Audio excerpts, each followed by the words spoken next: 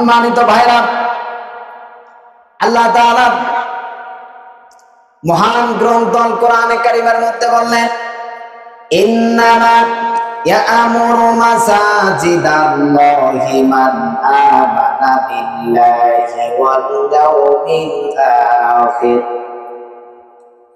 ইয়াউমিল আখির وأقام الصلاة وآتى الزكاة ولم يخش إلا الله فعسى أولئك أن يكونوا من المهتدين الله أكبر সম্মানিত ভাইরা, আল্লাহ তাআলা বললেন, আমার এই ঘরকে, আমার মসজিদকে যারা নির্মাণ কাজে সাহায্য করবে, সহযোগিতা করবে, আমি আল্লাহ তাআলা কাল কিয়ামতের ময়দানে ওই বান্দাদেরকে পুরস্কার দিয়ে পুরস্কৃত করব। বলি সুবহানাল্লাহ।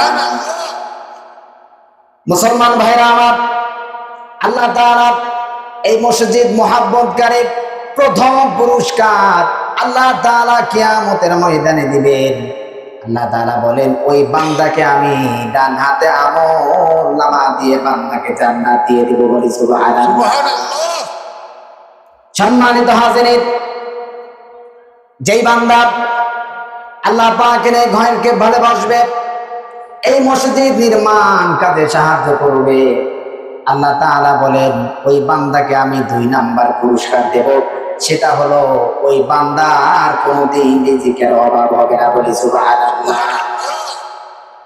আল্লাহ তাআলা বলেন, ওই বান্দার 3 নাম্বার পুরস্কার আল্লাহ পাক ওই বান্দাকে দিবেন।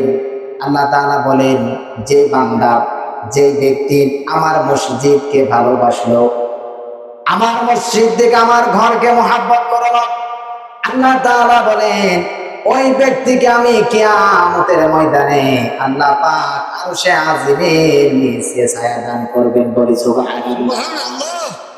মুসলমান ভাইরা আমার, সেই কিয়ামতের ময়দানে আরশে আজিমের ছায়া ছাড়া কোনো ছায়া থাকবে না। পৃথিবীতে যত নবী আসছেন, কিয়ামতের ময়দানে কোন নবীর হাতে হাউজে কাউসারের পিয়ালা থাকবে না।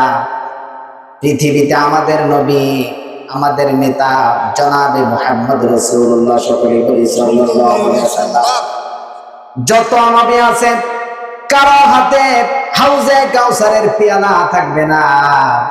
কাল কিয়ামতের ময়দানে আপনার নবী, আমার নবী জনাবে মুহাম্মদ রাসূলুল্লাহ সাল্লাল্লাহু আলাইহি ওয়াসাল্লাম হাউজে কাউসারের পিয়ালা নিয়ে দাঁড়ায় থাকবেন গুনাহগার উম্মতকে দেওয়ার জন্য।